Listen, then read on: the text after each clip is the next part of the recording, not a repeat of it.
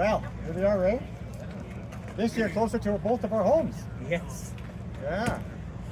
Saskatoon International Raceway, and they just put in brand new asphalt. It's straight as can be, but they're experimenting with the surface. How'd you find yesterday? Well, my car hooked up just fine. It seemed pretty greasy in the burnout box, but when I got to the line, it hooked up really well. Yeah. And I don't think I spun. Yeah, just a matter of getting the right tune in it. Well, that's a good experience. Yeah. Unlike my experience.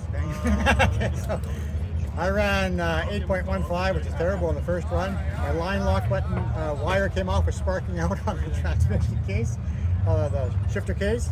And then I had, so that was a bad burnout. And it was really greasy going on the track. So I don't know. I'm going to try a few things. We'll test out this week, but we're not sure. But yeah, I don't know what class I'm going to run. You know what class you're going to run, right?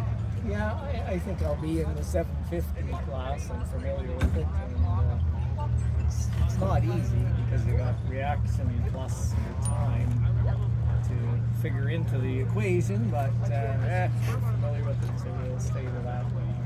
We've got 2 trophies in that class, so Yeah, good class for you. yeah, that's a good memory. When I sit in my chair, I can see them. And Lots of adventure around those trophies. yeah, lots of adventure. Well, you've got 2 pit crew guys that are excellent at getting nitrous to be exactly where you want it. So, yeah.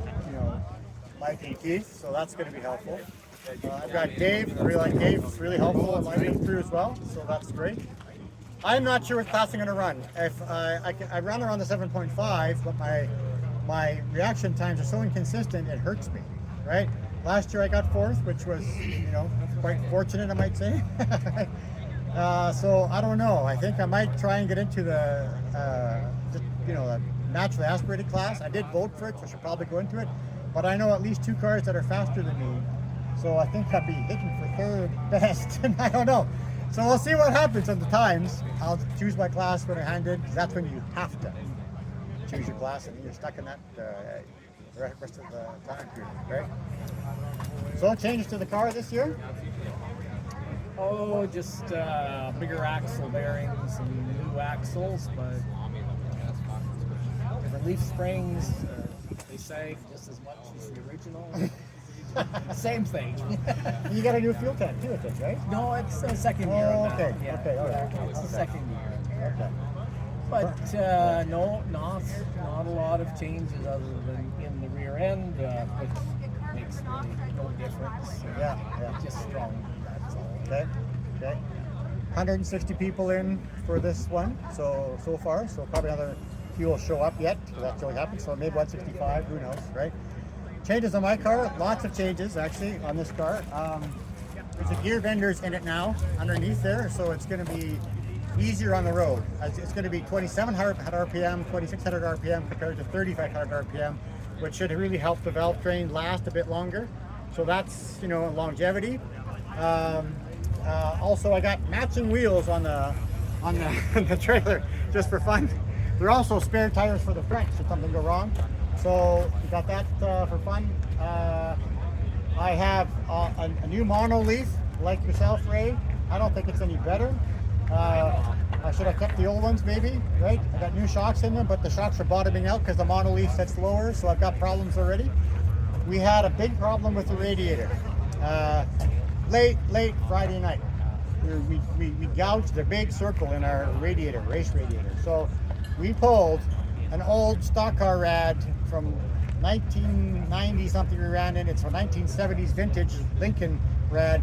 I don't know if it's going to make the week. So I think that, if anything, is going to be the problem that we face that might break down, or the rad hose that goes with it. I went this morning to Canadian Tire to buy a new rad hose. They don't have any. There's 3 in Calgary, which we don't go to. It takes 3 days to get out of Calgary. So I'm just riding the old one. What about you? What do you think is going to happen this week? If something goes wrong, what would it be? Oh, well, I don't know. I took it for a 100-mile run, and I noticed a sound in the rear end, I think, that didn't used to be there. So I don't know if it's this new axle bearing combination. But anyways, it seemed to be a whine that it didn't have.